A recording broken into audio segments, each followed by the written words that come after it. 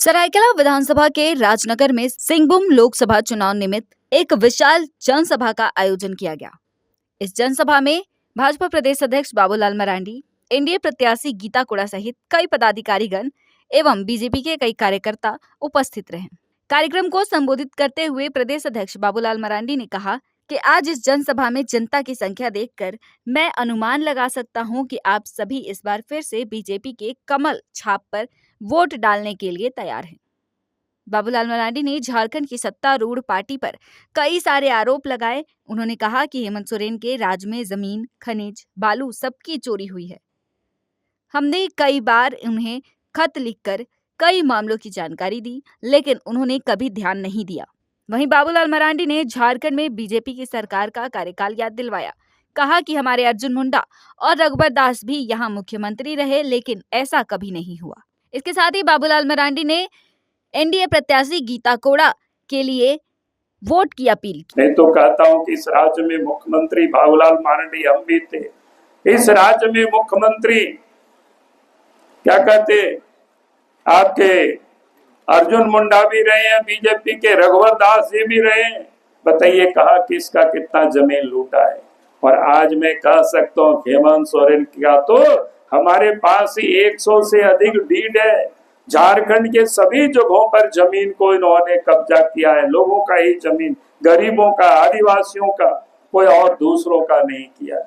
और इसलिए मैं आज आप सब लोगों से यही कहने के लिए आया हूँ। और कांग्रेस पार्टी, उनके जो सहयोगी है, उन लोगों को तो झारखंड वासियों से क्षमा मांगना चाहिए। उन लोगों ने इस राज्य देश में राज्य किया। उसी के जमाने में बड़े बड़े कारखाना भी खुला था, लेकिन वहां गांव के गांव उजाड़ा गया। उसको कोई आज तक न्याय नहीं मिली। आज भी दर दर के लोग ठोकरे खाते, उनका कोई आज आता पता नहीं। बड़े बड़े खदाने खुले, बड़े बड़े डैम हुए, वहां भी लोग उजाड़े गए और वो लोग अपने को आदिवासियों के हितैषी कहते। इसलिए मैं आज आप सब लोगों से यही कहने के लिए आया हूँ कि ये सारे लोग इस देश को, इस प्रदेश को सिर्फ लूटने का ही काम करते। मतों से जिताना है, यही निवेदन, यही अपील करने के लिए मैं आया हूँ। क्योंकि आज इस प्रदेश में और देश में आप देख रहे होंगे कि आप सबको ये लगता है कि इस प्रकार से देश की सरकार ने, नरेंद्र मोदी जी ने 10 वर्षों में जो काम किया है वो किसी से छुपा हुआ नहीं है। 10 वर्षों में जितना काम हुआ है उतना काम तो आज तक कोई भी प्रधानमंत्री ने नहीं काम कर पाया। और इसलिए मैं आप सब लोगों से यही कहने के लिए आया हूँ, यही निवेदन करने के लिए आया हूँ। जो देश के प्रधानमंत्री नरेंद्र मोदी जी ने गांव के लिए काम किया, गरीबों के लिए काम किया, किसानों के लिए काम किया, माँ बहनों के लिए जो काम किया, तो हमें फिर से 2024 में नरेंद्र मोदी जी को देश के प्रधानमंत्री बनाना, यही निवेदन, यही अपील करने के लिए आया। अब याद करिए क्या हालत इस देश की बनी हुई थी पहले 2014 के पहले की क्या स्थिति थी, वो किसी से छुपा हुआ नहीं। 2014 में देश के प्रधानमंत्री नरेंद्र मोदी जी बनते हैं तो सबसे पहला काम गरीबों के लिए उन्होंने कौन कौन काम किया, 1-2 काम मैं जरूर आपको बताना चाहूंगा। आप भी जानते हैं, लेकिन उसी को मैं स्मरण कराता हूँ।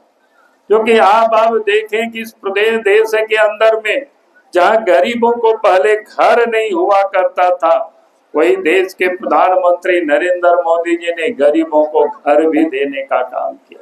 आपके इस सिंहभूम लोकसभा क्षेत्र में ही 78,429 प्रधानमंत्री आवास यहाँ बना है।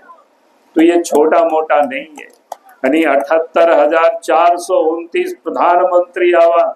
और देश के प्रधानमंत्री नरेंद्र मोदी जी ने कुछ दिन पहले ही संकल्प पत्र जारी किया है। उसमें उन्होंने और कहा है कि जिन गरीबों को प्रधानमंत्री आवास नहीं मिला है, जैसे परिवार में गरीब परिवार की संख्या भी बढ़ गई है, तो वैसे लोगों को भी फिर से देश के प्रधानमंत्री नरेंद्र मोदी जी प्रधानमंत्री आवास देंगे। और इसलिए मैं आज आप सब लोगों से यही कहने के लिए करना, यही निवेदन करने के लिए आया हूँ। लोग बता रहे थे कि भाई घूम घूम करके लोगों को लोग मना करे, मत जाओ। कितना मना करोगे भाई। अब मैं आपको बता रहा हूँ, आपकी जो इस चिलचिलाते धूप में आए, इससे तो स्पष्ट हो गया कि भारतीय जनता पार्टी को वोट देने के लिए क्षेत्र की जनता ने अपनी मन बना चुकी है। चाहे चंपई सोरेन जी कितना ही रोकने का क्यों नहीं प्रयास कर ले, लेकिन झारखंड की सरायकेला विधानसभा की जनता अब रुकेगी नहीं। अब 13 तारीख को कमल निशान में ही वोट डालेंगे। यही मैं आज आप सबसे यही कहने के लिए आया। आज इस प्रदेश में ये लोगों ने क्या किया, आज तो इस राज्य में जितना भी खनिज है उन सारे खनिजों को लोगों ने बेच डाला। कोयला को लोगों ने बेचा, लोहा को लोगों ने बेचा, यहाँ तक कि नदी के बालू तक को भी नहीं छोड़ा। आज इस प्रदेश के मुख्यमंत्री है, इस कारण से वो जेल में बंद है। हमने राज्य के मुख्यमंत्री को एक नहीं दर्जनों हमने पत्र लिखा था कि भाई यहाँ पत्थर की चोरी हो रही है, यहाँ बालू की चोरी हो रही है, यहाँ कोयला की चोरी हो रही है, यहाँ पर जमीन की फर्जी कागजात बना करके लोग बेच रहे हैं, इसको आप गिरफ्तार करिए, इसको जांच करिए, केस कर मुकदमा करिए। लेकिन ये तो उन लोगों को संरक्षण ही दे रहे थे। जब उन लोगों को संरक्षण दे रहे थे तो आज जांच एजेंसी ने उन्हीं को पकड़ लिया और हटवार जेल भेज दिया। और इसलिए मैं यही कहने के लिए आया कि आप अगर जांच एजेंसी को आप जांच नहीं कराएंगे, आप अपराधियों को नहीं पकड़ेंगे, आप उनको संरक्षण देंगे तो उसका सजा तो आपको भुगतना ही पड़ेगा। और इसलिए आज हेमंत सोरेन जी जेल के अंदर में, और इसलिए मैं यही कहने के लिए आज आपके बीच में आया। दूसरा वो लोग और ऐसी ही तमाम खबरों के लिए सब्सक्राइब करें हमारे चैनल जेके न्यूज नेटवर्क को, और हाँ, बेल आइकन दबाना ना भूलें।